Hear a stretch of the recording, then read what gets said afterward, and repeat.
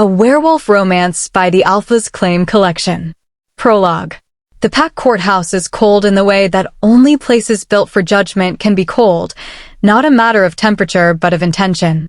The marble floors reflect nothing warm. The high arched windows let in light without letting in comfort. Everything here is designed to make you feel small. Mara Voss does not feel small. She feels numb, which is almost worse. She stands at the center of the main hall in a white dress that took her 3 weeks to find, ivory silk with delicate embroidery along the collar, the kind of dress you only buy once, for one specific purpose. Tonight was supposed to be her mating ceremony. Flowers ordered. Dinner arranged. A life about to begin. Instead, the hall is full of council members in formal gray robes and pack witnesses with carefully blank expressions, and an elder she has known since childhood is reading from a document that has her name on it in the wrong kind of sentence. By order of the Holt bloodline and the will of the Iron Ridge Pack, Elder Corin's voice carries without effort the trained authority of decades behind every syllable. Mara Voss, Pack physician, daughter of the late Nadia Voss, is hereby stripped of all Pack status and privileges and banished from Iron Ridge territory, effective at nightfall. Said banishment is permanent and irrevocable absent a formal appeal to the High Council. Mara hears the words. She processes them the way she processes difficult diagnoses, methodically, clinically, with the part of her brain trained to receive bad news without falling apart. She has delivered devastating information to patients. She knows the value of stillness in a crisis. So she is still. Her hands are folded in front of her, fingers laced, pressing lightly against the silk of the dress she will never wear for its intended purpose. Her breathing is measured. Her chin is level.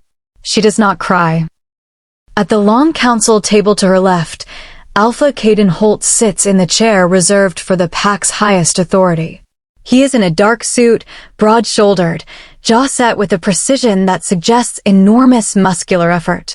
His hands rest flat on the table. His eyes are fixed on a point just above Elder Corin's head. He does not look at her. Mara looks at him. She looks at him for a long time, waiting. Searching for the man who sat beside her on her cottage steps 3 nights ago and said, "I'm going to fix this," with a certainty she had believed completely. Searching for confusion, for protest, for the motion of a man about to stand and end this. He gives her nothing. Or so she thinks. She will not understand what she is actually seeing in him. The white-knuckled grip hidden beneath the table, the single muscle working furiously in his jaw, the barely perceptible tremor in those flat, rigid hands, until much later. Until after the truth has surfaced and the damage has been counted and the distance between this moment and who they might have been feels both infinite and, somehow, still crossable. But that is later. Now there is only the cold hall and the elder's formal voice and the white dress and the banishment that lands on her chest like something physical, like a hand pressing down. Now there is only this. Elder Corin looks up from the document. Does the subject of this order wish to address the council before the sentence is formalized? 30 pairs of eyes find her face. Mara takes one breath. Then another. No, she says. Her voice doesn't shake. She is proud of that later. In the long months that follow, she will hold on to that detail, the steadiness of her own voice in the worst moment of her life, like a stone in her pocket, smooth and grounding. She doesn't know yet, standing in that cold marble hall in her ruined white dress, that she is not alone in this body. That something small and impossibly consequential has already begun, quietly, without her permission or her knowledge, the way the most important things often do. She doesn't know she is carrying his child. The elder's gavel strikes once. Final. Irreversible. They say an alpha never abandons his mate. What they don't tell you is what happens when he never truly claimed her to begin with. Before we dive into today's story, I have to ask, where in the world are you listening from right now? Drop your location and the time in the comments below. I genuinely love knowing where these stories are reaching. And if you have ever believed in someone completely, trusted them with the most vulnerable parts of yourself, only to have that trust used against you in the worst possible way, then this story was written for you. Because Mara Voss did everything right. She loved quietly and fiercely. She gave everything she had. And they still handed her a banishment order and sent her out into the cold, pregnant, packless, and alone, with nothing but her dignity and a child she hadn't even told the world about yet. What they didn't count on was what she would become in those 6 months away. If you are ready for a story about a woman who was stripped of everything and came back wearing a crown, a story about betrayal that runs deeper than one man's cruelty, a bond that survived being deliberately destroyed, and a mother's love so fierce it walked into enemy territory alone at 7 months pregnant, then hit that like button right now and subscribe so you never miss a story on the Alpha's Claim channel. This community is growing every single day, and every comment, every like, and every subscription tells me to keep these stories coming for you. Tell me where you are listening from in the comments. Let's keep building the most passionate paranormal romance community. Now settle in, because Mara Voss's story begins right now, and I promise you, by the time it ends, you will never forget her. Alright, let's begin. Chapter 1. 3 months earlier, Mara's kitchen smells of coffee and antiseptic and the particular early morning quiet that belongs only to people who have learned to be comfortable alone. She moves through the small space with the efficiency of someone who has arranged her life to need very little: coffee brewing, a medical kit open on the counter being methodically restocked, a half-eaten piece of toast balanced on the edge of the sink. The cottage is modest by pack standards, a physician's dwelling at the edge of Iron Ridge's residential quarter, close enough to the pack clinic for emergencies, but removed enough for the kind of solitude Mara has spent years curating. She is not unhappy. This is important to understand. She has made peace with the particular shape of her life, the respect she has earned through skill rather than status, the patients who trust her, the quiet evenings that are entirely her own. She is wolfless, as her mother was before her, and she has long since stopped flinching at the word. She trails her fingers along the edge of her medical kit, checking supplies with the same careful attention she gives everything, and does not think about the mating ceremonies she has attended as a guest rather than a participant, or the way certain conversations in the pack clinic fall quiet when she enters the room, or the fact that at 28 she has never once felt the thing other shifters describe, that ancient, primal recognition of a soul that matches yours. She does not think about these things because she is practical, and because thinking about them accomplishes nothing, and because she has patience at 8 and her coffee is ready. The knock at her door comes at 6:10. 3 sharp raps. Not tentative. Not apologetic. The knock of someone accustomed to doors opening for them. She answers it still holding her coffee mug, still in the soft gray shirt she slept in, and finds Alpha Caden Holt bleeding on her doorstep. Not dramatically. He is upright, composed, leaning with deliberate casualness against the doorframe in a way that suggests the leaning is doing more structural work than he would like to admit. His shirt is torn at the shoulder. There is a cut along his jaw that has clotted but not cleanly, and the way he holds his left arm tells her before he says a word that the shoulder beneath the torn fabric is worse than the visible damage. She has seen him before, of course. You cannot live within Iron Ridge without seeing your Alpha regularly. She has treated pack members after his training sessions, attended the same communal gatherings, passed him in the corridor of the pack hall on administrative days. She knows his face the way she knows the faces of weather and landscape, as a feature of her environment, ever present, not particularly personal. She has never been this close to him. His scent reaches her before she has formed a conscious thought about it. Pine and dark earth and something deeper underneath, something that bypasses her thinking mind entirely and lands somewhere more fundamental. She takes a half step back without meaning to. His eyes find hers. Gray, she notices. Not the pale gray of winter skies, but something denser and more complicated, the gray of river stones after rain. I was told you're the best physician in the pack, he says. His voice is even. Unhurried. A man making a reasonable request, not a man bleeding on a doorstep at 6:10 in the morning. My pack healer is visiting the northern quarter until tomorrow. I'd prefer not to wait. She steps back from the doorway. Come in then, she says. Sit at the table. Don't lean on anything I just cleaned. Something moves at the corner of his mouth. Not quite a smile. An acknowledgement. She sets her coffee down and opens her kit. She works in her professional silence. The focused, efficient quiet of someone who is very good at a precise thing. She cleans the jaw wound first, assesses the shoulder with careful hands, notes from the way he controls his breathing that the pain is significant and that he will not mention it. She has treated enough high-ranking wolves to recognize this particular variety of pride. Border Patrol, she asks, cutting away the torn shirt fabric to access the shoulder properly. Rogue incursion, he says. Eastern perimeter. 3 of them. 3. She probes the shoulder joint carefully, feeling him tense beneath her hands. And the other 2 in your patrol? Uninjured. She glances up. He is watching her work with an expression she cannot immediately categorize, not the impatient tolerance most high-ranking wolves offer the physician during treatment, and not the determined stoicism of someone enduring discomfort. Something more attentive than either. You separated from your patrol, she says. It is not a question. A pause.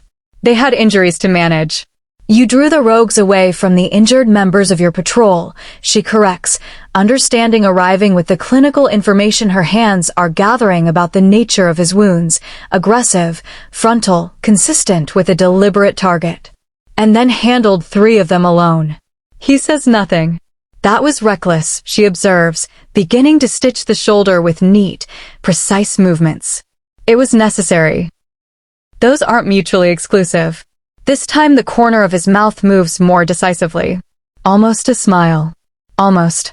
She finishes her work in that almost quiet, almost, because the kitchen feels different now with him in it, the air slightly altered, her cottage that has always been precisely the right size somehow both larger and smaller simultaneously.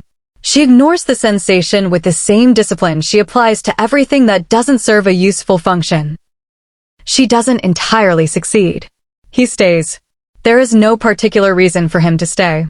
She has bandaged the shoulder, closed the jaw wound, given him a rundown of care instructions he will probably follow with the same meticulous control he applies to everything. He should leave. He makes no move to leave. Instead, they talk. Carefully at first. About the eastern border situation, about the clinic's supply requests that have been pending in the PAC administrative queue for 6 weeks, about a complicated case she's managing involving a PAC elder's deteriorating joints. And then less carefully. About her mother, who was also a physician and also wolfless, and who made it look so effortless that Mara didn't understand until much later what it had actually cost her.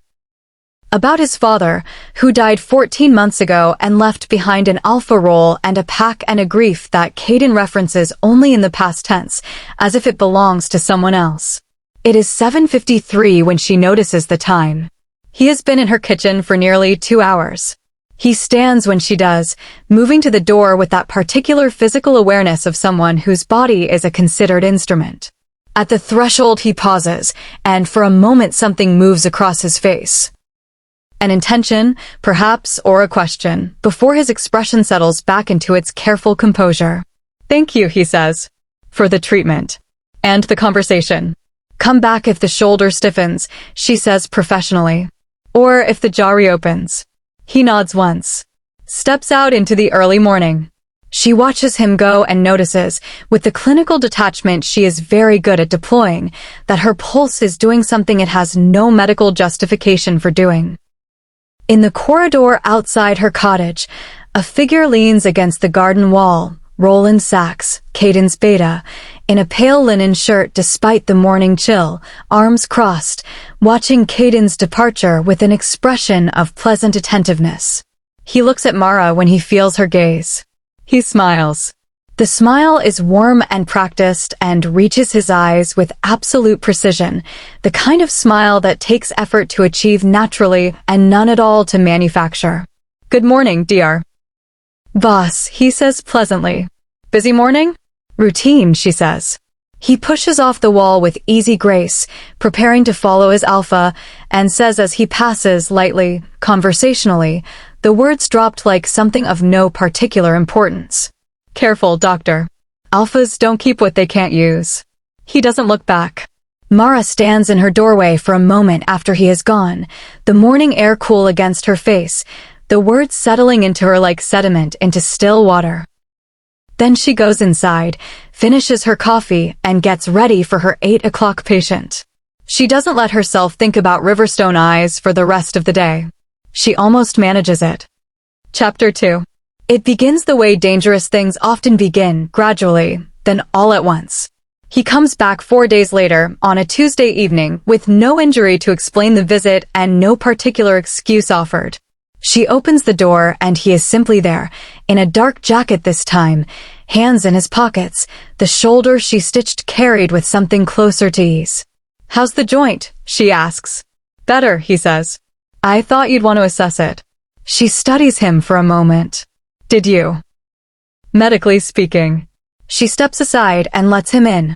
That becomes the pattern, these quiet evenings that arrive without announcement and extend beyond reasonable medical necessity and are never quite named for what they are. He comes on Tuesdays and sometimes Thursdays and occasionally, unpredictably, on Sunday afternoons when the pack hall is empty and the administrative weight of his position settles differently. She makes coffee. He sits at her kitchen table. They talk. She learns the specific texture of his silences. There are several, distinguishable to her now. The thinking silence, the reluctant to say something silence, the rare and valuable silence of a man who is simply comfortable. She learns that he reads everything, retains it all, and is embarrassed by neither fact. She learns that he laughs quietly and infrequently, and that when he does it rearranges his face into something younger and less guarded, and that she has developed the entirely unprofessional habit of trying to earn it. He learns, she supposes, equivalent things about her.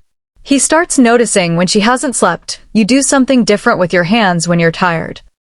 And asking questions about her mother that no one has thought to ask before, as if her history is something worth understanding rather than merely noting. She tells herself it is friendship. She is a practical woman. She knows what she is telling herself. "I'm going to fix this," he says one evening on her cottage steps, both of them watching the forest's edge go dark with dusk. His voice has the particular weight of a man speaking about something larger than the immediate moment. She is close enough to feel the warmth of him. She has been trying, with diminishing success, not to notice how often she notices that warmth. "Fix what?" she asks. His jaw moves, working towards something and then back. "There are complications," he says finally. "Political. Pack-related. I'm dealing with them." She wants to ask him to be specific. She knows what he isn't saying. She has heard the whispers at the clinic, the careful conversations that don't quite stop when she enters but reroute around her like water around stone. The High Council's pressure. The Celine Vero proposal. A bloodline alliance that would benefit the pack's political standing and require a mate who is wolf-gifted and politically connected, and everything Mara Voss is demonstrably not. She doesn't ask him to be specific. She looks at the dark tree line and thinks, he said he's going to fix it. He doesn't say things he doesn't mean. She has learned this about him. She is relying on it. "I believe you," she says. He turns to look at her then, and the expression on his face is complicated and grateful and something underneath those things that she has been carefully not naming for weeks. His hand covers hers on the step between them. Warm. Certain. She turns her palm up and holds on. She is not thinking about Roland's pleasant voice on the morning of that first visit, the words placed so carefully, alphas don't keep what they can't use. She is not thinking about Celine Vero, who is reportedly beautiful in the way that pack politics appreciate, powerfully, visibly, usefully. She is not thinking about the mating ceremony timeline that the council has been, by all accounts, quietly pressuring Caden to confirm. She is thinking about his hand over hers and the way the trees look in the last light, and the fact that for the first time in her careful, solitary, well-arranged life, she has let herself want something that does not belong in the category of reasonable expectations.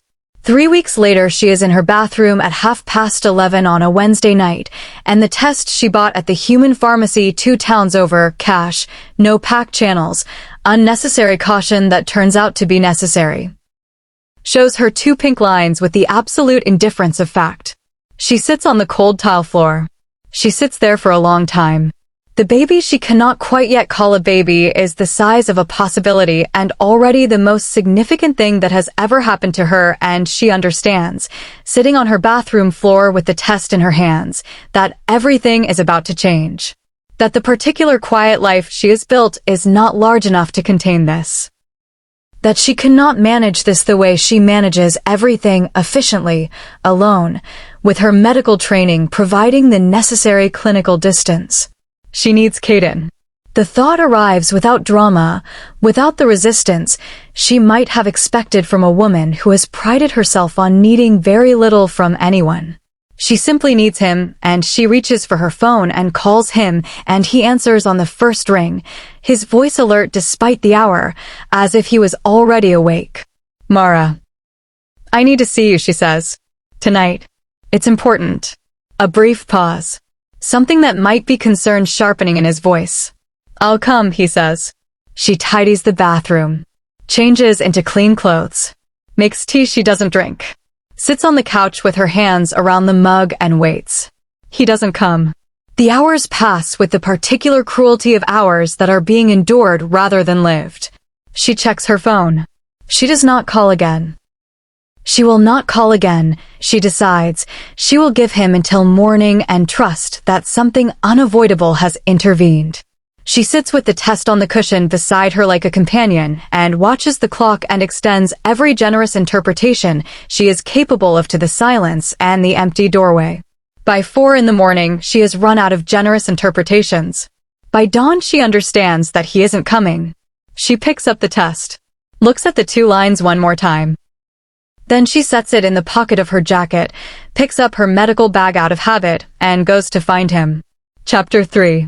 The Iron Ridge Pack Estate sits behind iron gates at the end of a long gravel drive, and Mara has driven this road more times than she can count for pack health meetings, for alpha-level medical consultations, for the 100 administrative intersections between a pack physician's work and the alpha's office. She has never driven it feeling like this. Like something is already over, and she simply hasn't been informed of the details yet. The gate guards recognize her vehicle and move to open the gate as they always do. But before the mechanism engages, a figure steps from the gatehouse into the early morning light. Roland. He is immaculate at 6 in the morning in a way that suggests either he never truly sleeps or he has been expecting her. His pale shirt is pristine. His expression is its customary pleasant arrangement.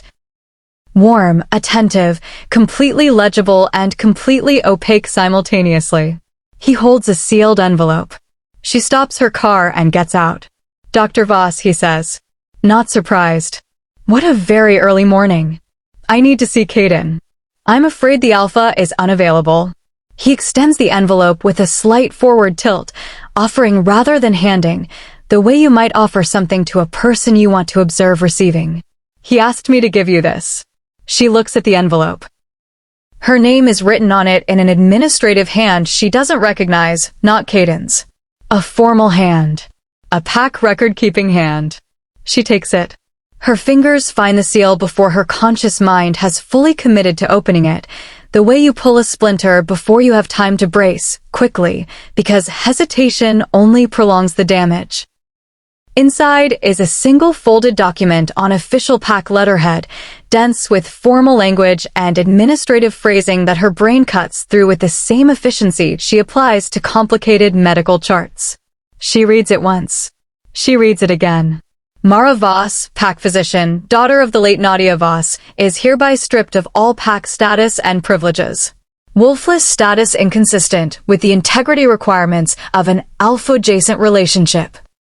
Unauthorized attachment to the Holt bloodline. Banishment from Iron Ridge territory, effective at nightfall. The gravel driveway is very still. A bird is doing something in the trees lining the road.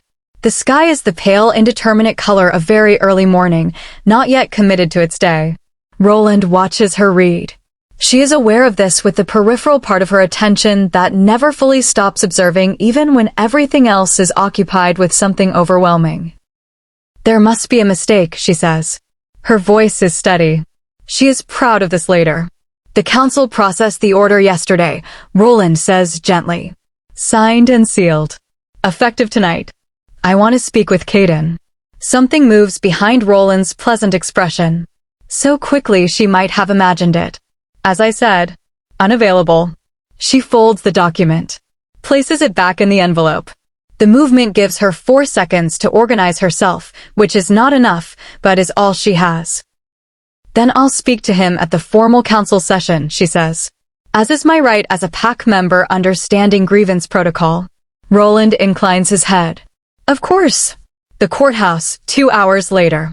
The white dress was a decision that arrived quietly, somewhere between reading the banishment order twice in her car and arriving home to her cottage and standing in front of her wardrobe for a long, motionless moment. She couldn't have explained it precisely. Not defiance, not theater, something more fundamental.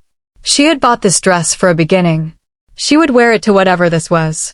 She would not let it become a different thing on a hanger in a closet, something abandoned and unexplained. She walks into the courthouse in ivory silk with her medical bag over her shoulder and her chin level, and the pack turns to look at her with expressions ranging from pity to discomfort to the particular blankness of people who have already processed something and are waiting for others to catch up. At the long council table, Caden Holt sits in the Alpha's chair. She looks at him. He is in a dark suit, hands flat on the table, eyes fixed above Elder Corin's head with a precision that suggests enormous effort. She catalogues what she sees with the clinical habit of years, the rigid set of his jaw, the almost imperceptible whitening at his knuckles where his hands press the table, the single muscle working furiously at the corner of his jaw. Not cold. She understands this now, looking at him with fresh eyes. Not indifferent. Something else entirely. But she doesn't have the full translation yet. She is working with incomplete information, the way you sometimes arrive at a patient's bedside and see the symptoms without yet understanding the disease, and the treatment you would choose with full information is different, radically, consequentially different, from the treatment you might choose now. Elder Corin reads the formal order. The hall is very quiet. Does the subject of this order wish to address the council before the sentence is formalized? Mara takes one breath. Caden's hands press the table harder. No, she says. She watches Caden's chest rise and fall once. Deliberate. Controlled. The elder lifts his gavel. She doesn't plan what happens next. She has been a planner her whole life, careful, systematic, considered. But something moves in her that is not planning, that is older and less manageable than her training or her discipline, and before the gavel falls she speaks. Not loudly. She doesn't raise her voice. She simply says it, clearly, in the direction of the table where Caden Holt has been staring at a fixed point above the elder's head for the past 20 minutes. I'm pregnant. The hall goes completely still. Not the polite quiet of a formal proceeding. Something more total, more physical, the silence of a room in which something irrevocable has just been said and everyone present understands it. Elder Corin's hand holds the gavel in the air, suspended. Mara watches Caden's eyes move. After 20 minutes of fixed, deliberate avoidance they move, and they find her face, and what she sees in them is not what she has been bracing herself for, not guilt or calculation, or the cool assessment of a man managing a political problem. It is devastation. Raw, unguarded, total devastation, there for exactly 3 seconds before the Alpha's control reassembles over it like a curtain being drawn. But she saw it. She saw it in the way you sometimes catch, in a moment of clinical intimacy, something a patient didn't intend to reveal. Behind the council table, off to the left where the beta traditionally stands, Roland Sachs has gone very still. He is not smiling. For the first time since she has known his face, Roland is not smiling, and the absence of it changes his features in a way that tells her something she doesn't yet have language for, something she will spend the next 6 months turning over, fitting into a larger shape, until the full picture finally assembles itself. The elder's gavel comes down. The sound bounces off the marble floors and the high cold windows and the carefully blank faces of 30-pack witnesses and lands somewhere in the center of Mara's chest. She walks out of the courthouse in her white dress. The steps are wide and pale in the morning sun, and at the bottom of them the packed territory stretches out in the direction she has lived in for 28 years, every street and tree and path known to her. And at nightfall it will belong to a life she no longer has access to. She stands on the bottom step and puts one hand against her abdomen lightly, just for a moment. Not dramatically. Just to acknowledge, privately, what exists there. "Just you and me then," she says quietly, to no one, to both of them. Then she picks up her medical bag and starts walking. Chapter 4. 6 months have a way of building a life whether you intend them to or not. Mara didn't plan Crestfield. She drove until her gas gauge argued with her somewhere on the interstate between Iron Ridge and the Eastern Human Territories, pulled off at a town small enough to be anonymous and large enough to have a clinic, and walked into the Crestfield Community Health Center at 9 in the morning with her credentials, her medical bag, and the particular composure of someone who has recently lost everything and is choosing, deliberately and without drama, not to collapse about it. Dr. Patricia Chin hired her within the hour. "We've been short a physician for 4 months, Patricia had said, looking over Mara's qualifications with a rapid assessment of someone who recognizes competence on site. "The last one left for a hospital position in the city." "When can you start?" "Monday," Mara said. "It's Monday now." "I know." Patricia had studied her for a moment, taking in the careful posture, the slight shadows beneath the eyes, the way Mara's hand rested with unconscious protectiveness against the barely visible curve of her abdomen. She had said nothing about any of it. She had said, "Exam room 2 is yours," and handed her a patient file, and that had been the beginning of Crestfield. Now the city is familiar to her in the way that places become familiar when you move through them with purpose. The route from her apartment to the clinic, the coffee cart on Brennan Street that opens at 6:30, the particular way autumn comes to a human city with its store window decorations and its smell of wood smoke and rain. She has made something here, careful and small and entirely hers. She has earned it the only way she knows how, by showing up and being useful and not asking for more than what each day offers. The pregnancy has been uncomplicated. She is a physician. She monitors herself with meticulous attention and the slight additional anxiety of someone who has too much medical knowledge and must consciously resist applying worst-case scenarios to normal presentations. The baby is healthy. Mara knows this with clinical certainty and feels it with something that has nothing to do with medicine, a bone deep, wordless knowing that she has stopped trying to categorize and has simply accepted.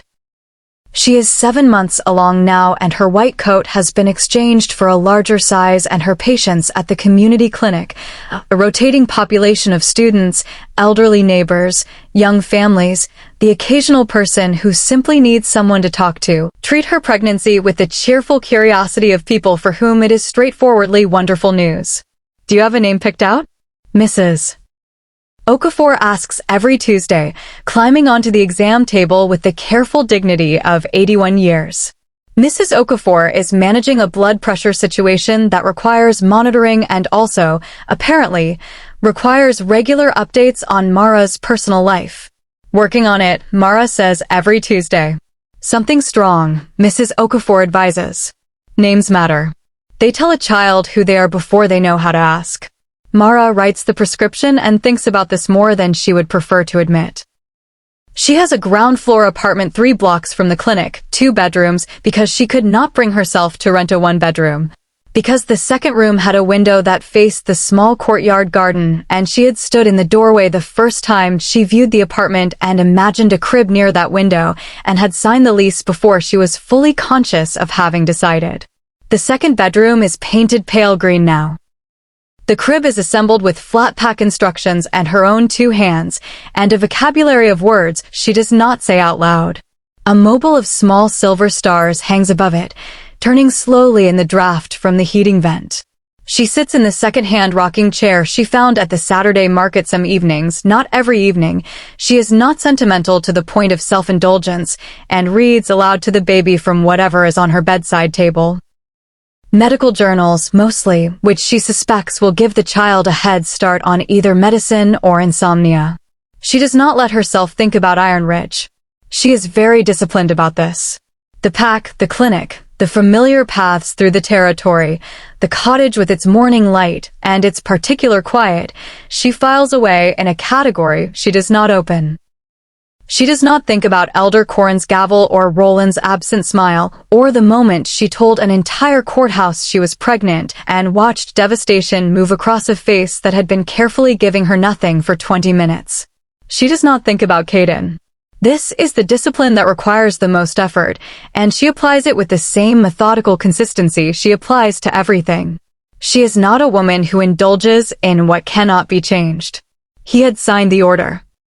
Or she had believed he had signed the order, which had the same practical consequence, and she had built a life that did not require him in it, and the baby would be raised knowing her mother was a woman who survived what she was given with her dignity intact.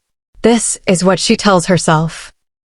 On a Thursday in late October, with rain streaking the clinic windows and the waiting room carrying the particular damp smell of autumn coats, Mara finishes her last patient at 4:15 and stands at the window of exam room 2 looking out at the street below. The black SUV has been there since 3 o'clock. She noticed it the way she notices everything, peripherally, clinically, filed under anomalous and therefore worth attention.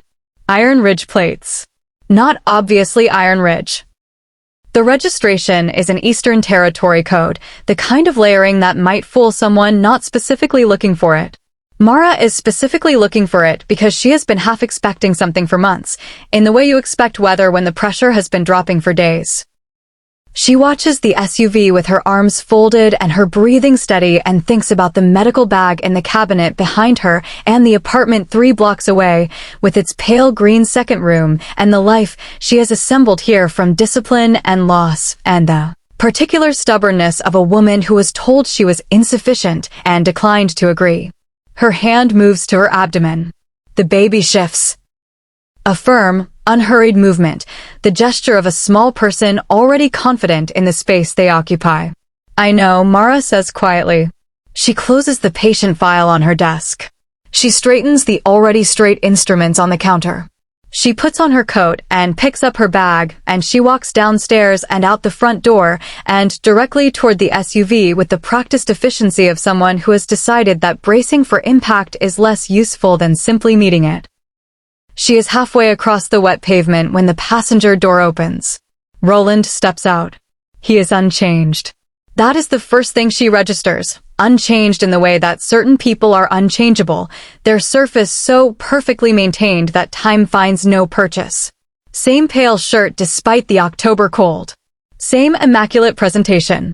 Same warm, practiced, comprehensive smile directed at her like a tool being deployed.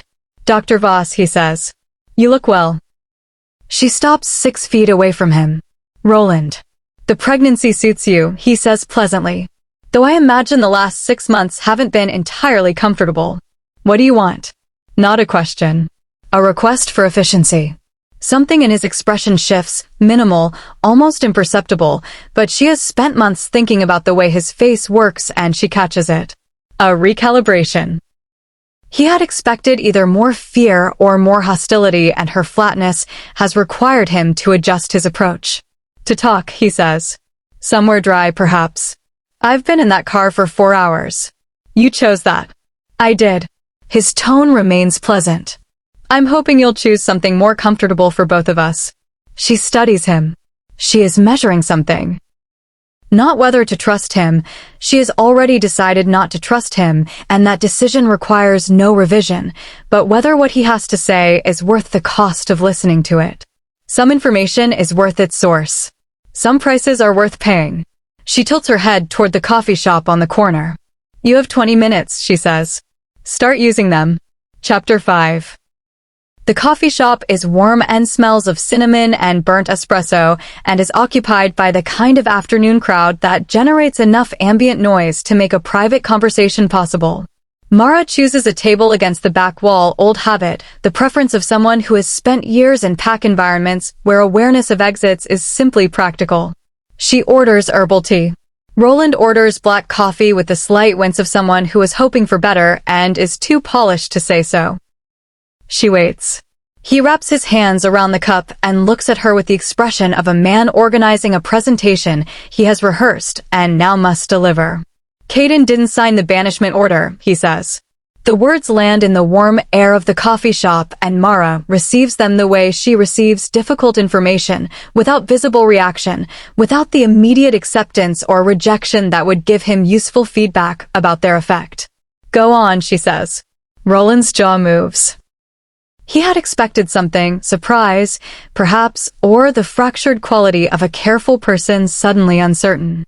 Her composure seems to require genuine adjustment from him. The night you called him, he continues, I intercepted. He lays it out with the precise efficiency of someone who has decided that full disclosure is his best remaining currency. The border emergency that wasn't. A fabricated report relayed to Caden at the exact hour Mara called. Manufactured with enough detail and apparent urgency to pull an alpha who took his responsibilities seriously away from his phone and toward the eastern perimeter before he had time to think clearly about the timing. By the time Caden returned, Roland tells her she had already been logged in the system as having received the order. The signature, she says. Forged. Roland says it without inflection, the way a person states a fact they have made their private peace with. I had access to his administrative seal through my beta clearances. I had been cultivating that access for almost 2 years. 2 years. The number is careful and deliberate, a long game, patient in the way that genuinely dangerous things are patient. Why, she says. Roland turns his coffee cup in his hands. The Selene-Vero alliance, he says, was not primarily beneficial to Caden. It was beneficial to the Vero family and to anyone positioned close enough to the alliance to absorb some of the political elevation. He pauses. Selene's father sits on the High Council. A formal bond between the Holt bloodline and the Vero family would have made the beta of the Iron Ridge pack untouchable, Mara finishes. Roland looks at her with something that is, she thinks, genuine. You're very quick. You spent 2 years engineering a path to power through your alpha's mating, she says flatly. I was the obstacle. A wolfless pack physician who was becoming too relevant to a man who was supposed to end up with someone else. Concisely put. And the forgery. When did he find out? Roland's composure holds, but she watches his shoulders settle with the particular weight of something unavoidable. 7 weeks ago, he says. A routine administrative audit flagged an inconsistency in the seal imprint. Caden is thorough. He traced it himself rather than delegating. I expect, because he already suspected me and didn't want to give me advance warning. 7 weeks ago. She calculates backward. She was 6 months pregnant. She had been in Crestfield for 4 months, in the pale green apartment, reading medical journals to a baby who would have been the size of a resolved decision. He confronted you, she says. He tried to. Something shifts in Roland's expression, the first thing she has seen in him that might be genuine discomfort. I had been preparing for that eventuality for some time. When I understood the audit results were pointing toward me, I made arrangements. You ran. I made arrangements, he repeats with what might be a trace of dignity. And I was not the only interested party in the Selene alliance. The Vero family has associates who were disinclined to see the arrangement fall apart. She is already ahead of him. She feels it arriving before he says it, the information that has been building beneath everything else. The weight behind why Roland is sitting across from her in a human coffee shop in a city 2 territories from Iron Ridge with his careful smile slightly less carefully maintained than usual. Where is Caden, she says. It is not quite a question. She already knows the shape of the answer. Roland sets his coffee down. He came after you himself, he says. 2 weeks ago. He crossed into neutral territory alone, I believe, because he had determined your approximate location and wanted to reach you before involving pack resources that might include people whose loyalties he could no longer fully verify. A pause. He was intercepted in neutral territory. We believe by associates of the Vero faction. Believe, she repeats. The intelligence is credible. You said we. She watches him. You don't have a we anymore, Roland. You burned your position with the forgery. Which means you're here alone and you're offering me information because she stops, reading his face with the clinical habit that has never fully distinguished between patients and other kinds of problems. Because you chose the wrong faction and now you're looking for a way to land on the right side of whatever happens next. Roland is quiet for a moment. Then, with the slight relaxation of a man who has stopped performing, "You were underestimated," he says. Consistently and comprehensively. "I include myself in that." "The location," she says. "Give me what you have." He reaches into his jacket and places a folded paper on the table between them. Coordinates, a property description, a name she doesn't recognize attached to a neutral territory holding company that almost certainly resolves to Vero family assets if you follow it far enough. She looks at it without picking it up. "If you're lying to me," she says quietly, with the same tone she uses when she tells a patient something they need to hear rather than something they want to hear, "I will make sure every pack council on the Eastern Seaboard receives a full documented account of what you did. The forgery, the fabricated emergency, the mating manipulation. All of it." Roland meets her eyes. She holds his gaze without effort. She has held the gaze of alphas and council elders and grieving families, and she finds, somewhat to her own interest, that she feels nothing particular about holding Roland's. "I know," he says. "Then we understand each other." She picks up the paper. Roland sits back in his chair, watching her fold it into her coat pocket with the thoughtful expression of a man recalibrating something fundamental. "You have no wolf," he says. Not unkindly. Almost as if he is working something out. "You have no pack, no status, no political standing. You are 7 months pregnant and alone in a city that has nothing to do with you." "Yes," she says, standing and collecting her bag. "And you're going after him anyway." She buttons her coat. The baby shifts beneath her hands, that same unhurried, confident movement, as if entirely unsurprised by the direction of events. "Everyone underestimates me," Mara says. She picks up her tea, finishes it in 2 practical swallows, and walks out into the rain. Chapter 6. She drives through the night. Not recklessly, she is 7 months pregnant and a physician, and she is not interested in heroics that serve no one. She drives with the steady, deliberate focus she brings to everything important, stopping once for fuel and once because the baby objects strenuously to 4 continuous hours in a car seat, and she sits in a rest stop parking lot at 2 in the morning talking quietly about nothing until the objections subside. "I know," she says, palm flat against the curve of her abdomen. "It's not ideal timing. You'll understand later." She thinks about what Roland said, no wolf, no pack, no status alone. He had meant it as an acknowledgement of something formidable in her. She understood that. But she had been turning it over during the drive, and she finds that what strikes her most about the list is how closely it resembles the list that has followed her entire life. Wolfless. Packless by her mother's history. Outside the margins of what her kind considers complete.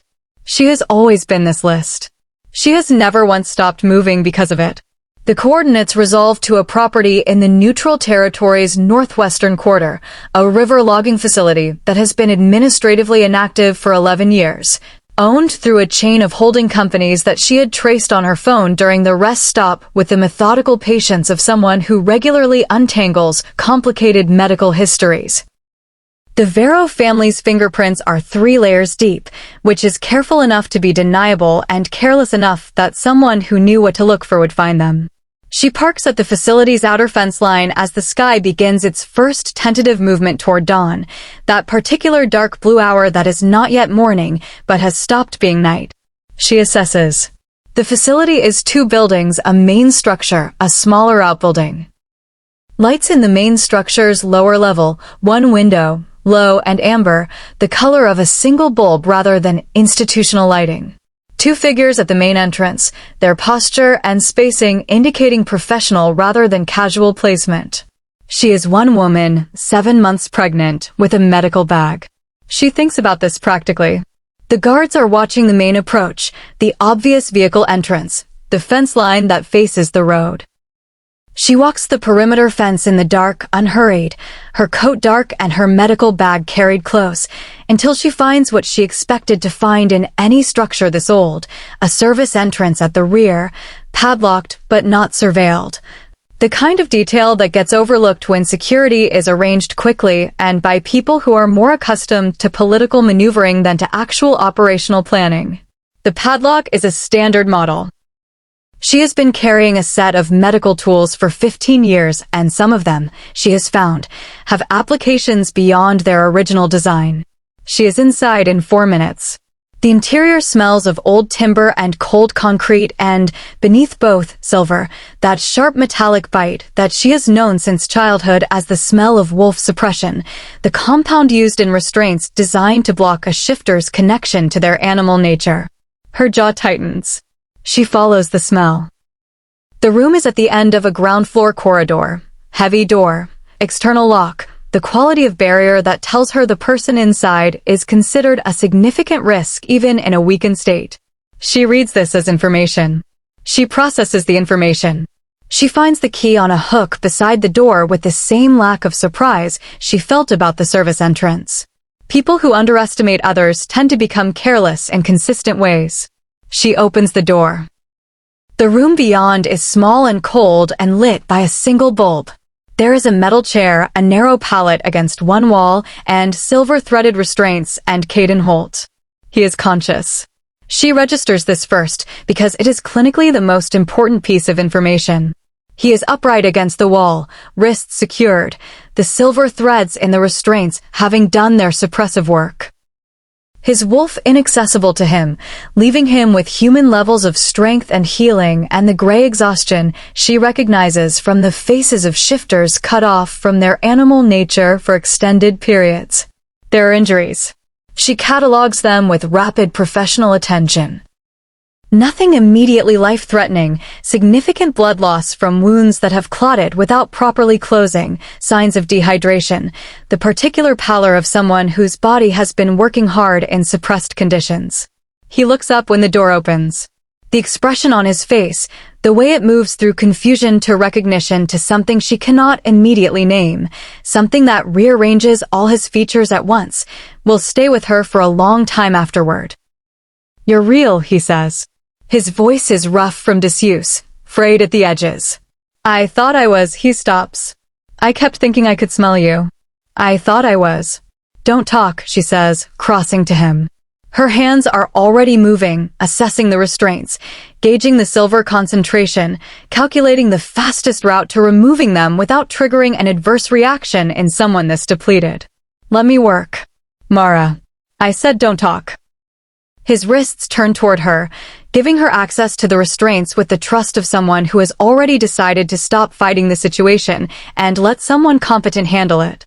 She works quickly, her fingers precise, the medical bag open beside her on the concrete floor. "I didn't sign it," he says. Her hands still for exactly 1 breath. Then they keep moving. "I know," she says. Her voice is very quiet in the cold room. "Roland." "I know," she says again, and something in her tone makes him go still, not silenced, but heard. There is a difference, and he seems to feel it. "He told me everything. I'll tell you all of it, but right now I need you to hold this." She presses a gauze compress to the worst of the wounds, guiding his free hand to hold the pressure, and "let me finish." He holds the compress. His eyes don't leave her face. She is aware of this with the peripheral attention she has never fully managed to redirect, his gaze tracking her movements the way it did in her kitchen all those months ago, that particular quality of attentiveness that she has only ever received from him. That makes her feel both seen and slightly unsteady in a way she has never found a clinical term for. The restraints come free. She helps him to his feet, registering the effort it costs him, providing enough support to be useful without making it something other than practical. "How," he says, looking at the open door, the unlocked restraints. "Service and trance," she says. The padlock was a standard model. The key was hanging beside the door. She glances at him. "You are being held by people who are better at politics than logistics." Something moves across his face. Exhaustion and relief, and underneath them both something warm that she decides, right now, in this cold room, to stop cataloging and simply allow. "Why did you come yourself?" he says.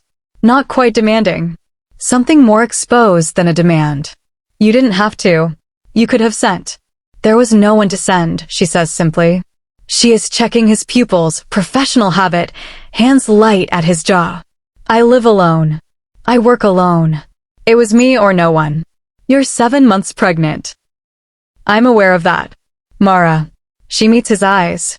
Up close, in the single bulb's amber light, they are the same riverstone gray she has spent 6 months not allowing herself to think about, and they are looking at her with an expression she has no more defenses against tonight, in this concrete room at the edge of dawn, than she did the first time she noticed it in her kitchen all those months ago. "You could have been hurt," he says. "Both of you." "Yes," she agrees. "But you were here and I had the information and I made a decision." She holds his gaze. That's all it was. She knows they both understand it is not all it was. She helps him toward the door, his weight partially redistributed to her shoulder, her pace measured to his depleted strength. In the corridor he pauses, hand braced against the wall. "I was coming to find you," he says. "When they took me, I was 2 hours from Crestfield." She absorbs this. Processes it in the careful, methodical way she processes information that is too large to handle all at once. "I know," she says, for the 3rd time. "I need you to know that." His voice carries something stripped of its usual control, not because the control is gone, she understands, but because he is choosing to set it aside. "Whatever comes next. Whatever you decide. I need you to know I was coming." Mara looks at him in the dim corridor.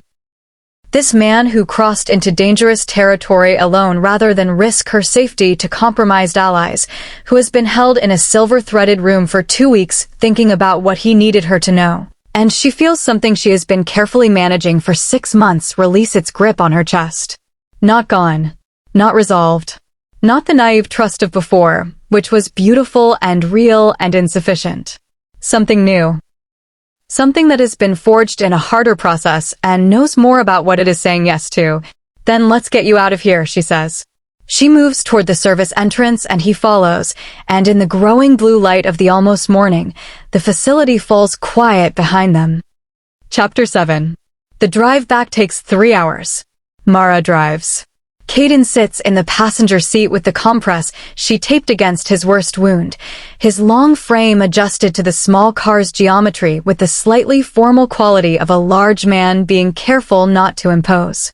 She has given him water and the protein bar from her medical bag and a brief clinical rundown of his injuries in the tone she uses for patients, clear, specific, unsentimental. And he has received all of it with quiet attention. For the first hour they don't speak. It is not an uncomfortable silence. That surprises her slightly. She had expected the car to feel pressurized, loaded with everything that exists between them, and everything that has been done to them, and everything that remains unresolved. Instead, it feels like the silence after a long, difficult procedure, when the crisis has passed and the body is beginning the slow work of recovery, and there is nothing left to do but allow it. The sky finishes its transition to full morning. Fields appear on either side of the road, gray-gold in the early light. The baby moves with the particular rhythmic nudging that Mara has come to understand means contentment rather than protest, as if the motion of the car and the specific quality of this silence are satisfactory conditions. "Tell me about Crestfield," Caden says eventually. She glances at him. He is looking at the road ahead, profile composed, the request carrying none of the weight it might carry, no accusation in it, no implication about the months she spent building a life without him. "Simply wanting to know," she tells him. The clinic, Patricia's rapid hiring decision, the apartment 3 blocks away. Mrs. Okafor, who advises her on names every Tuesday. The pale green second room with the crib she assembled alone and the mobile of silver stars that turns in the heating draft. She tells it plainly, without apology or performance, the way you describe something you are not ashamed of. He listens with his full attention, the way he has always listened to her, that specific quality of presence she has never encountered in anyone else. as if what she is saying is the most important information currently available, and he intends to retain every word. The name, he says when she finishes. Have you decided? She is quiet for a moment.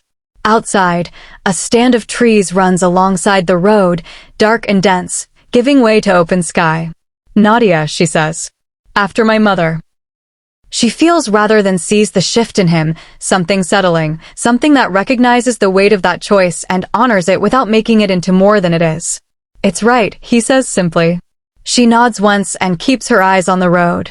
By the time she pulls into the long gravel drive of a pack-affiliated safe house 40 minutes from the Iron Ridge border. She has had the address for 2 years, a standard precaution for a pack physician who sometimes treats members in complicated circumstances. Caden's color is better, and the compress has held, and he is moving with increasing steadiness. Inside, she conducts a proper examination with the equipment in her bag, the focused clinical efficiency of a physician doing a thorough job, and then she closes the bag and straightens and finds him watching her. You need to tell me what you know, she says. All of it. What happened after the audit, what Roland's actual exposure is, who from the Vero faction is directly implicated, and what your standing is with the Pack Council right now. He tells her everything. The audit flagged the seal inconsistency in the 3rd week of September. He had sat with the results alone for 2 days before acting. Not from indecision, but from the particular deliberateness of a man who understood that moving prematurely against his beta with insufficient evidence would accomplish nothing. He had spent 2 weeks building the documentation, quietly, through channels Roland had no visibility into, until the case was complete and irrefutable. When he confronted Roland was gone. Within hours, the Vero family's response had become apparent. Assets moved, communications routed, the clean professional disappearance of people who had been planning for exposure as a contingency. The council, she says. 2 members of the council had prior knowledge of the saline pressure campaign, he says. His jaw tightens. Not the forgery. I believe that was Roland's action alone, beyond what even the Vero sanctioned. But the systematic pressure to dissolve my involvement with you, that was coordinated. Names, she says. He tells her. She files them with the same clinical precision she files everything. And you're standing now, she says. With the forgery documented and Roland gone. Strong, he says. Stronger than before, in some ways. The Pack's loyalty to the Holt bloodline runs deeper than the Council's politics. When the full account becomes public, he pauses, and it will become public. I'll make sure of that. The Pack will understand what was done. To both of us. Both of us. She looks at her hands in her lap. The safe house is warm and plainly furnished and smells of old wood and neutral territory, and the compress she changed on his shoulder. Outside the windows, the morning has fully arrived, ordinary and bright. Caden, she says. I know, he says, before she can continue. She looks up. I know it isn't simple, he says. I know that I believed you were safe when you weren't, and that you were alone for 6 months carrying our child, and that believing the best of me costs you something now that it didn't cost you before. He meets her eyes steadily. I'm not asking you to pay that cost on faith. I'm asking for the chance to earn it back. Specifically and demonstrably over time, in ways you can verify. She studies him. That's a very measured thing to say. I've had 2 weeks in a concrete room to think about what I'd say if I got the chance, he says. I wanted to get it right. Something moves in her chest, that particular warmth she has been managing for 6 months, turning it down the way you turn down something that might burn if left unattended. She lets it be warm for a moment. Just a moment. I believe you, she says carefully. That's not the same as being okay. I know. There are things that need to happen before anything else, she continues. Roland faces the full council. The documented account goes to the High Council and every Pack authority with jurisdiction. The 2 council members with prior knowledge of the pressure campaign are formally censured. She pauses. All of it comes out. Caden's voice is iron. Already arranged, he says. The documentation is with my Pack attorney. It files the moment I'm back in territory. She nods slowly. And Nadia, she says quietly. His expression changes, all the alpha's careful control softening around the edges in the specific way she has only seen once before, on the floor of a concrete room when he looked at her across the amber light and couldn't maintain his steadiness. Nadia, he repeats. His voice carries the name like something precious. She is mine, he says. She is ours. Whatever you decide about us, that doesn't change. She will be claimed and protected and known as a Holt, without conditions, without qualification, wolfless or otherwise. Mara closes her eyes for just a moment. She thinks about her mother, Nadia Voss, a wolfless woman who made a certain kind of life look effortless and paid for it privately in ways her daughter didn't understand until she was old enough to see clearly. She thinks about her own 28 years of sufficiency, of building and enduring and moving forward with nothing taller than her own backbone to lean against. She thinks about Mrs. Okafor's voice. Names tell a child who they are before they know how to ask. She opens her eyes. All right, she says. The single word carries everything she intends it to carry, not absolution, not the erasure of 6 months, not the naive trust she gave so completely before. Something earned. Something with its eyes open. Caden exhales. It is a long, quiet exhale, the sound of a man setting down something he has been carrying at considerable effort for some time. Thank you, he says. Outside the windows the morning continues, ordinary and bright, doing what mornings do regardless of what has been resolved inside the spaces they illuminate. The baby kicks. Hard, decisive, emphatic, as if registering an opinion. Caden's eyes drop to the visible movement beneath Mara's coat. Something crosses his face so openly and completely that she doesn't try to name it, just allows it, allows him this moment of unguarded wonder as he witnesses, for the first time, his daughter making her presence known. Very slowly he reaches out. His hand hovers, asking. She takes his hand and places it against the curve of her abdomen and feels him go completely still beside her, that total, breathless stillness of a person encountering something that exceeds their capacity for composure. Nadia kicks again. Hello, Caden says softly, to his daughter. His voice is low and rough and entirely unguarded. I'm sorry it took me this long. Mara looks at the wall of the safe house and lets her eyes fill without doing anything about it, because some things are not medical situations and do not require management, and this is one of them. Chapter 8. They arrive at the Iron Ridge border at midday.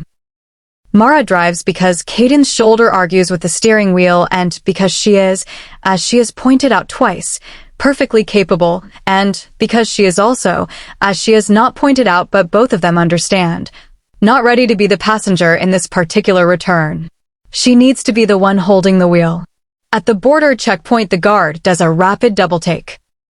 His alpha in the passenger seat, a woman he recognizes from the administrative banishment records behind the wheel, both of them road-worn and carrying the specific quiet of people who have been through something significant and processed most of it. Alpha Caldwell, the guard says, then catches his error. Alpha Holt. Sir, we've had search teams. Stand them down, Caden says. And notify my pack attorney that I'm back in territory. He knows what to do. Yes, sir. The guard's eyes move to Mara with careful neutrality. Miss Voss is with me, Caden says. Simply, without elaboration, with the particular finality of a man making a statement he does not expect to repeat. The gate opens. Mara drives through. She has thought about this moment, not obsessively. She is not given to obsession, but practically, in the way she thinks about difficult procedures before performing them. She has thought about what it would feel like to cross back into territory that expelled her, to pass through the gate she drove away from in a white dress 7 months ago with a banishment order in her pocket and the beginning of a secret in her body. It feels like the road, ordinary and continuous. It feels like simply the next thing. The pack attorney meets them at the Holt estate. A sharp-faced older woman named Vera who greets Caden with the brisk relief of someone who has been managing a complicated professional situation and is grateful for the principal's return. And Mara with the assessing look of someone rapidly recalibrating a set of assumptions. The documentation filed 2 hours ago, Vera says, already moving, folders in hand. High Council received their copy at 11. Roland Sachs's formal charges are lodged with the Interpack judiciary. We have corroborating testimony from 3-pack members who can speak to the fabricated border emergency. She pauses. The council session is tomorrow morning. Both implicated members have been notified. Good, Caden says. Vera glances between them. And the matter of Ms. Voss's banishment order. Void, Caden says. On the grounds that it was executed on a forged signature and constitutes administrative fraud. I want the formal reversal in the pack record by end of day. Already drafted, Vera says with the slight satisfaction of someone who prepared for several contingencies and is pleased to be using this one. She extends a document to Mara, clean pack letterhead, formal language, her name in the right kind of sentence this time. Mara reads it once. She folds it into her coat pocket beside the coordinates Roland gave her in the coffee shop, 2 pieces of paper that represent the distance between who she was 7 months ago and who she is standing here now. Thank you, she says to Vera. Don't thank me yet, Vera says pleasantly. There's a significant amount of paperwork still to come. The afternoon is spent in the quiet practicalities of return, Caden treated properly by the pack healer, who fusses over the shoulder in the way that healers fuss when an alpha has done something characteristically reckless and they are expressing professional displeasure through thorough medical attention. Mara submits to her own examination without protest, the healer's hands gentle and her assessment of the pregnancy clear and reassuring. She's strong, the healer says, with the particular warmth of someone speaking about a patient they've just met and already respect. And healthy. You've taken excellent care of her. I'm a physician, Mara says. That's not entirely what I meant, the healer says. That evening, in the Holt Estate's sitting room with the fire doing its work against the October chill, Mara and Caden sit with the particular formality of 2 people navigating the specific awkwardness of aftermath, the crisis resolved, the immediate tasks managed, the space where ordinary life must now resume its operations. He asks about the clinic. About Patricia, about whether she wants to return to Crestfield to collect her things or whether she'd prefer he send someone. About the apartment with the pale green second room. I'll go back myself, she says. I need to give Patricia proper notice. She was good to me. Of course, he says. I'm not moving into the estate, she adds. Not immediately. She pauses, choosing her words with care. I need it to be a choice I make when it's ready to be made. Not something that happens to me because the circumstances made it convenient. He nods without hesitation. I'll have the pack physician's cottage on the east side of the territory prepared, he says. It's yours. Independent. You can practice from there or from the main clinic, whichever you prefer.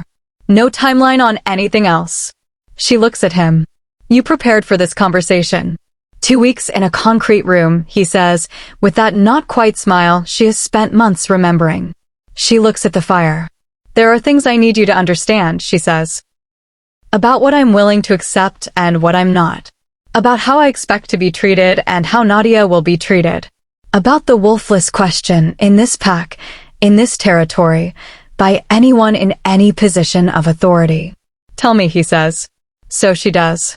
She speaks with the clarity of a woman who has spent 6 months in her own company understanding precisely what she values and precisely what she will not bend on. She is not angry. The anger burned through its useful phase months ago and left something cleaner behind. She is simply clear. He listens with his full, particular attention. He does not interrupt. He does not qualify or redirect or manage. He simply receives what she is telling him with the respect of someone who understands that this is not a negotiation, but an orientation. She is showing him who she is and what she requires, and his role in this moment is to understand it. When she finishes, he is quiet for a moment. Yes, he says. Not I'll try or I'll do my best or the softened language of someone managing expectations. Simply yes. Clear and without qualification, the way she has spoken to him. She looks at him in the firelight. When you came into that room, he says, you were 7 months pregnant and alone and you had picked a padlock and walked through a facility with 2 armed guards and you came to me because I was there and you had the information and you decided. His voice is quiet. That is who you are. I need you to know that I see exactly who you are. Mara looks at her hands. I know, she says softly. I have always known, he says. From the morning you stitched my shoulder and told me recklessness and necessity weren't mutually exclusive. Something warms in his voice. I just needed time to be worthy of it. She doesn't say anything for a moment. Then, you're not entirely unworthy of it, she says. Currently. The corner of his mouth moves. Decisively this time. A real smile, the kind that rearranges his face into something younger and less guarded, the kind she spent months not allowing herself to remember. She allows herself to see it now. I'll take currently, he says. Outside, the October wind moves through the Iron Ridge trees, the same trees she has known for 28 years, the same forest she walked away from in a white dress, the same territory that expelled her and is now, by the slow and complicated and ultimately irresistible workings of truth, giving her back to herself. The baby turns, slow and deliberate, as if settling in for the night. She's going to be remarkable, Caden says quietly, his eyes on the visible shift of movement. She already is, Mara says. Epilogue. 6 months later, the Iron Ridge Pack Hall has been rearranged for ceremony, chairs in formal rows, crystal chandeliers at full brightness, the kind of assembled pack presence that signals something the territory has decided collectively to witness. The last time Mara stood in this hall, she was wearing white. She is wearing white again. Not ivory silk this time.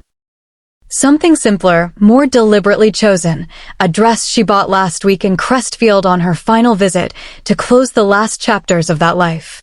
Patricia had come with her, had sat outside the dressing room offering opinions with the directness of a woman who has decided she approves of you and intends to remain involved. That one, Patricia had said, when Mara appeared in the third option. That one is the one you wear when you've earned something. Mara had looked at her reflection for a long moment. Then she had bought it.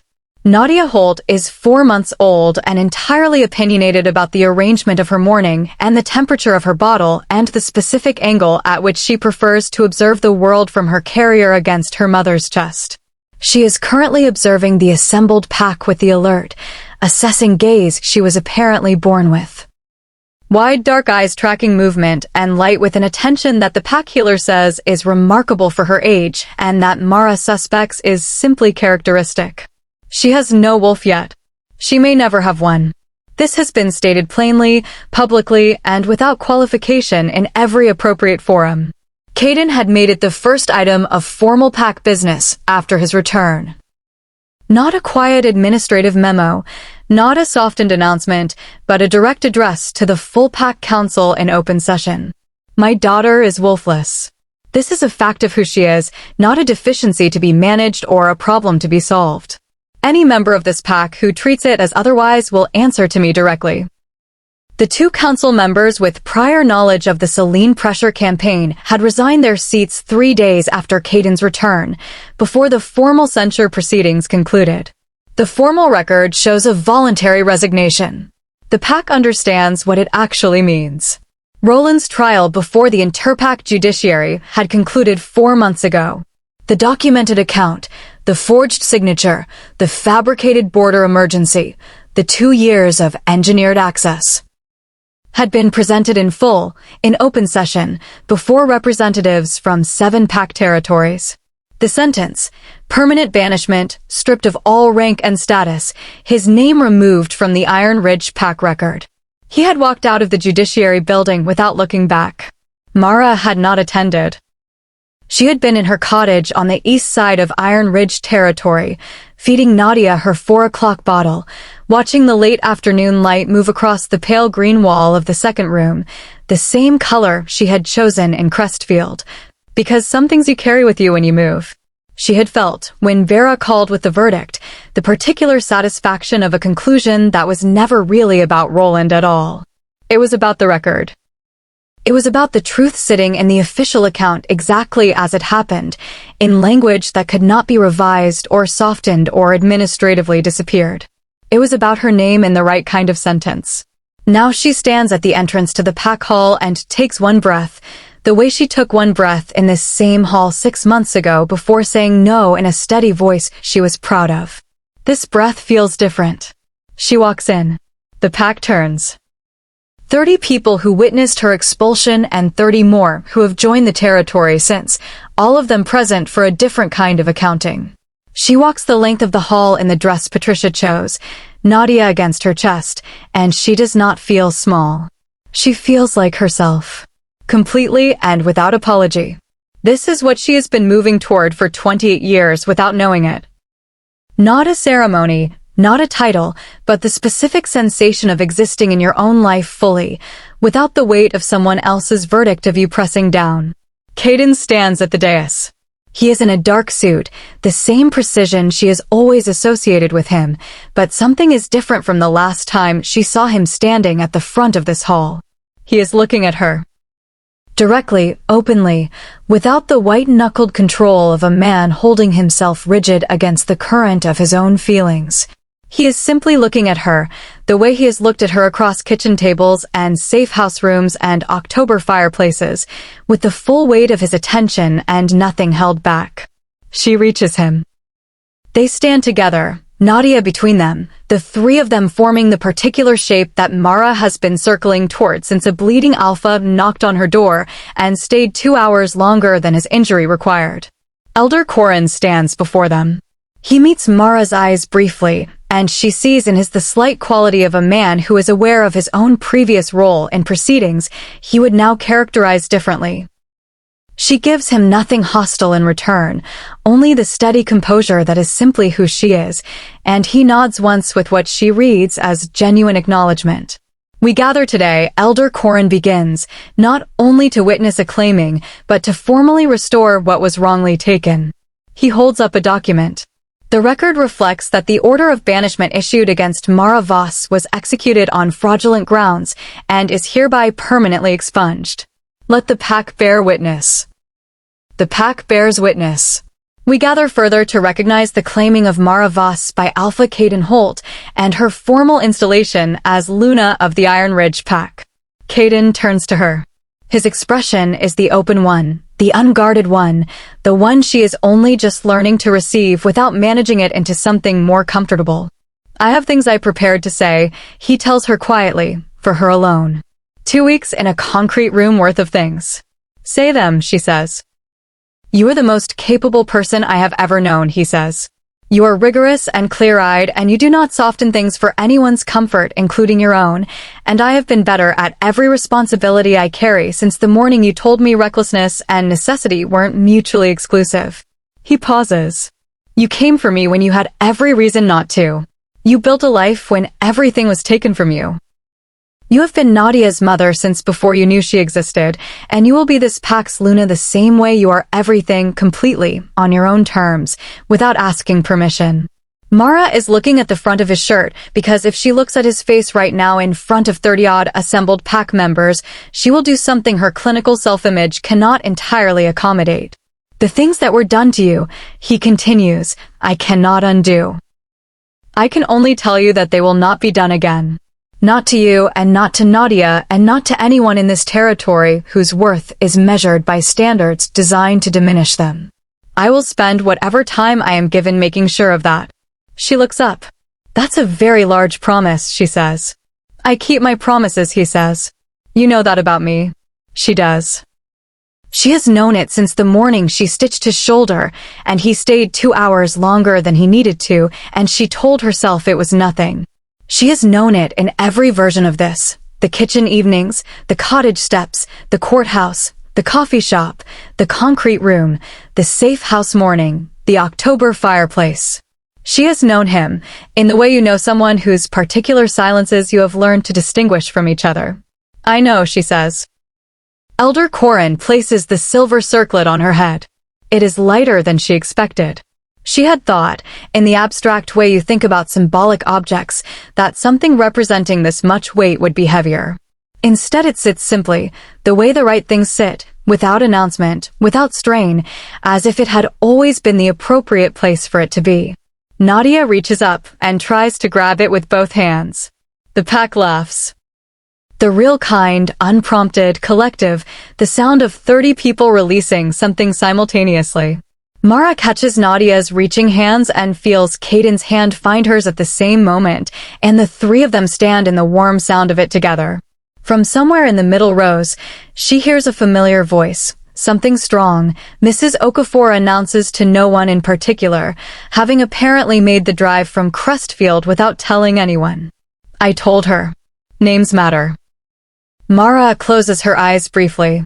When she opens them, Caden is watching her with that particular warmth that she has finally, definitively, stopped trying to manage. At the edge of the gathering, near the back wall, Hector, former husband, former architect of her insufficiency, stands in a small delegation from a neighboring pack, his expression carrying the specific quality of a man confronting evidence that his version of events was profoundly incorrect. She had heard he remarried 3 months ago. Someone wolf-gifted and politically connected, and everything Mara was supposed to want to be. She wishes them genuinely well. She has found that this is easy to do from inside a life that fits you properly. He looks at her, Luna's circlet, Nadia on her hip, Caden's hand in hers, the pack still warm from that collective laugh, and she watches him arrive, visibly and without apparent pleasure, at the arithmetic of what he discarded. She doesn't smile. She doesn't need to. She turns back to her family. Later, after the formal reception, after Mrs. Okafor has held Nadia and pronounced her exceptional, which I expected, Mara stands at the tall windows of the pack hall looking out at the Iron Ridge forest in the last light. Caden comes to stand beside her. Nadia sleeps against his shoulder with the total commitment of a person who has decided the current arrangement is acceptable and intends to make the most of it. How does it feel, he asks. Being back. She considers the question with the seriousness she brings to questions that deserve it. Like something that was always going to happen, she says. Eventually. He looks at the trees. I'm sorry it took this long. It took exactly as long as it needed to, she says. I wouldn't know what I know if it hadn't. She glances at Nadia, then at him. And she wouldn't be who she is. Caden presses his lips to the top of Nadia's head. The gesture of someone who has been doing this for 4 months and has never once taken it for granted. She's going to run this pack someday, he says quietly. She's going to do whatever she decides to do, Mara corrects. That's what I said. Outside, the Iron Ridge forest does what it has always done, stands in its own dark density, indifferent to human and wolf politics alike, older than all of it, permanent in the way that only unhurried things are permanent. Mara leans her shoulder against Caden's arm. A small gesture. Deliberate. Chosen. He doesn't say anything. He doesn't need to. He simply adjusts slightly, making room, the way you make room for something you intend to keep. They had tried to punish her with rejection. They had tried to erase her with banishment. But a woman who survives the worst a pack can do doesn't disappear. She comes back as Luna. And this time, no one was signing anything without her name on it first. Thank you so much for listening. If this story moved you, if you found yourself rooting for Mara from that courthouse to that circlet, please give it a thumbs up and leave a comment below. It truly means everything to this channel. The end.